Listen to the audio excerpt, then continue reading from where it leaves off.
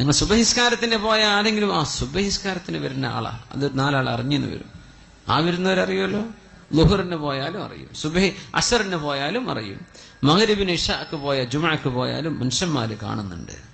പക്ഷെ ആരും കാണാതെ അവനവന്റെ വീട്ടിൽ. ചിലർ പറയും രാത്രി നിസ്കരിക്കുമ്പോൾ വലിയ വെളിച്ചല്ല ബൾബ് നിട്ടേക്കരുത് റൂമില്. ബാക്കിയുള്ളൊരു നാട്ടുകാർ കണ്ട ആള് നീച്ചിട്ടുണ്ട് കേട്ടോ എന്ന് അറിയുമല്ലോ. അത് അറിയിക്കണ്ട, അതാരും അറിയണ്ട, നിങ്ങളും പടച്ചോനും മാത്രം അറിഞ്ഞാൽ മതി. നമ്മൾ ഈ പബ്ലിസിറ്റി ചെയ്യാൻ ഒരുപാട് ഉഷാറാ. നമ്മൾ ഒന്നും ചെയ്യേണ്ട ആവശ്യമില്ല. എന്താ പബ്ലിസിറ്റി? നമ്മൾ അള്ളാഹുവിന് വേണ്ടി കുറച്ച് ഒളിപ്പിച്ചു വെക്കുക. നമ്മളും റബ്ബും മാത്രം അറിഞ്ഞാൽ മതി. ആ ഒരു ബന്ധം അങ്ങോട്ട് ആയിക്കഴിഞ്ഞാൽ ഇൻഷാ അള്ളാഹ് അതിന്റെ മധുരം നിങ്ങൾക്ക് ആസ്വദിക്കാൻ പറ്റും. നമുക്ക് ചെറിയ കുട്ടികൾക്ക് വലിയവർക്കൊക്കെ പറ്റും, എല്ലാവർക്കും പറ്റും. പണ്ടൊക്കെ പഠിക്കുന്ന കുട്ടികൾ മരണത്തെ ഓർത്തുകൂടാന്നൊക്കെ പറയാം ഉസ്താദന്മാർ അത് പറയുമ്പോൾ. കിതാബിൽ അങ്ങനെ തന്നെ കാണും. ഇന്ന് പഠിക്കുന്ന കുട്ടികൾ നല്ലോ മരണത്തെ ഓർക്കണം എന്നപ്പോൾ പറയേണ്ടത്. കാരണം അവരാണ് ഇപ്പോൾ പഴച്ചു പോകുന്നത്. നല്ല ഓർക്കണം, അള്ളാഹുലേക്ക് മടങ്ങുക. മരിച്ചു പോകേണ്ട ലോകമാണ്. ആത്മാക്കളുടെ ലോകത്ത് തുടങ്ങിയ യാത്രയിലെ ചെറിയൊരു ഭാഗത്താണ് നിൽക്കുന്നത്. ഇനി ഖബറിലുള്ള ജീവിതം ദീർഘമാണ്, മഹ്ശറ ദീർഘമാണ്, അതിന്റെ ഇടക്കുള്ള 40 ദീർഘമാണ്, പിന്നെ ആലമുൽ ആഖിറ അനശ്വരമാണ്.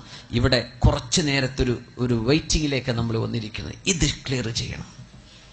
അതിന് മനസ്സ് അള്ളാഹുലേക്ക് കൊടുക്കും. അള്ളാഹു നമ്മെ സഹായിക്കട്ടെ. അതുകൊണ്ട് നമ്മളൊരു നിയ്യത്ത് ചെയ്യുക ഈ സദസ്സിൽ വെച്ചിട്ട്. എന്ത്? നേരത്തെ കിടന്നുറങ്ങണം കേട്ടോ. 2 മണിക്ക് പോയി കിടന്നുറങ്ങിയിട്ട് നിങ്ങൾക്ക് സുബൈ പോലും കിട്ടൂല, ഉറപ്പാ.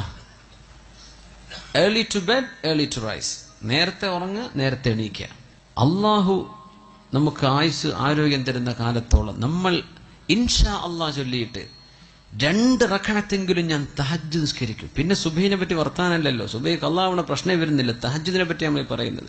2 റക്അത്ത്. നമ്മുടെ ഈ കാവമ്പടിക്കാർ മുഴുവനും ഈ പരിസര പ്രദേശത്ത് ആരൊക്കെ ഇവിടെ വന്നിട്ടുണ്ടോ നമ്മളൊക്കെയും മരിക്കണവരെ ഞാനത് ചെയ്യും. നമുക്ക് തെറ്റെന്ന് വിട്ടു നിൽക്കണ്ടേ? നമ്മുടെ തെറ്റല്ലാഹു പുറത്തു തരണ്ടേ? നമ്മുടെ ഹൃദയത്തിലേക്ക് ഓരോരോ ചിന്തകൾ വരികയാണ്. ചെറുപ്പക്കാരൊക്കെ നന്നായി ജീവിക്കാൻ നടക്കുന്ന ചെറുപ്പക്കാരെ ചില പെൺകുട്ടികളെ വഴിപ്പിക്കുന്നത്, അച്ചടക്കത്തിൽ ഇസ്ലാമിന്റെ വേഷമിട്ട് നടക്കുന്ന പെൺകുട്ടികളെ ചില ചെറുക്കന്മാരെ വന്ന് വഴിപ്പിക്കുന്നത്. ഇതിന്നൊക്കെ രക്ഷ വേണ്ടേ? അള്ളാഹിന്റെ അടുത്ത് രക്ഷപ്പെടണ്ടേ?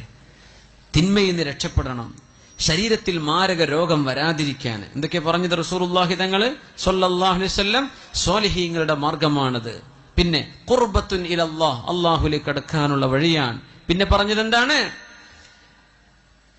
അള്ളാഹുവിന്റെ ഭാഗത്ത് നിന്ന് സഹായം കിട്ടും തിന്മയിലേക്ക് പോകാതിരിക്കാൻ. തിന്മകൾ അള്ളാഹു പുറത്തു തരും. ശരീരത്തിന് അള്ളാഹു രോഗം വരാതെ കാത്തു സൂക്ഷിക്കും. 2 റക്അത്തെങ്കിലും മിനിമം. അള്ളാഹു അനുവദിച്ചാൽ, അള്ളാഹു തൗഫീക്ക് തരാണെങ്കിൽ നമ്മളൊരു തീരുമാനം എടുക്കുക. ചിലപ്പോൾ ഉറങ്ങിപ്പോയി എന്ന് വരും, അതിനെ സംബന്ധിച്ചല്ല പറഞ്ഞത്. പക്ഷേ നമ്മൾ പരമാവധി പരിശ്രമിക്കും. അത് ചെയ്യുന്ന ആളുകൾ നിലനിർത്തി കൊണ്ടുപോകാൻ നീയത്ത്. ഇതൊക്കെ നിസ്കരിക്കുന്ന ആൾക്കാർ ഇവിടെ ഉണ്ട്, സദസ്സിലുണ്ടാവും. അവരുടെ മുഖത്ത് വെളിച്ചം കാണും, ദുആ ഉണ്ട്. ഇബ്നു അബ്ബാസ് റളിയല്ലാഹു അൻഹു പറയും, രാത്രിയുടെ ഇരുട്ടിൽ നിസ്കരിച്ചാൽ അത് പകലിന്റെ വെളിച്ചത്തിൽ മുഖത്തിന് ദുആ ആണ്, പ്രകാശമാണ്. അള്ളാഹു നമ്മെ സഹായിക്കട്ടെ. അതുകൊണ്ട് ഇനി ഞാൻ പരിശ്രമിക്കുമെന്ന് എല്ലാവരും ഒരു ഇൻഷാ അല്ലാഹ് പറഞ്ഞാട്ടെ. ഉറക്കെ ഇൻഷാ അല്ലാഹ്. അള്ളാഹുവിനെ മുൻനിർത്തിയിട്ട് നമ്മൾ ചെയ്യാണ്.